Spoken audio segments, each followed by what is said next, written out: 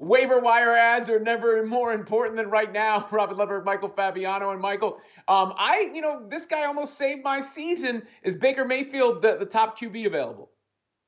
He is. Merry Christmas, by the way. I'm feeling very festive this week. Baker Mayfield's had 2 straight 20-point games, and he's got the Jaguars coming up next. So he's a very good waiver wire ad. Lately, backup quarterbacks have been doing great from a fantasy perspective. So, hey, why not play Baker Mayfield? If he's not available, Jake Browning, Joe Flacco, also worth a look. How about the rest of the roster? Who's your top ad at wideout? Let's move to Joshua Palmer of the LA Chargers, who could be the number 1 wide receiver, depending on the status of Keenan Allen. But Allen is banged up. Palmer had a big game last week with over 21 fantasy points. Not sure I'd play him this week. Tough matchup against Buffalo, but still a worthwhile ad. Noah Brown, Curtis Samuel, Demarcus Robinson, also worth a look at wide receiver. And then a running back, that tends to be about like who's hurt, right? And who might get more touches. Right, and we told folks last week to pick up Ty Chandler, and he went off. He had 132 rushing yards, a touchdown, almost 25 fantasy points.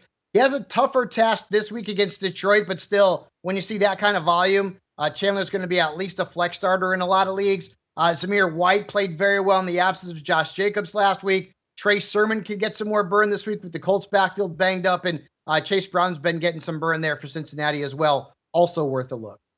And then finally, maybe the position that people use the waiver wire the most for, tight end.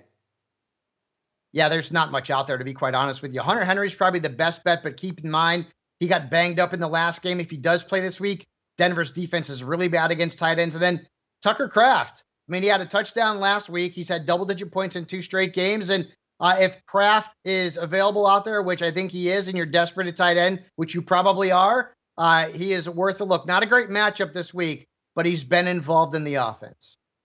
Well, definitely nice advice, but for some, Santa would put you on the naughty list for that hat. Well, yeah, the Cowboys are on the naughty list anyways after getting blown out on Sunday. So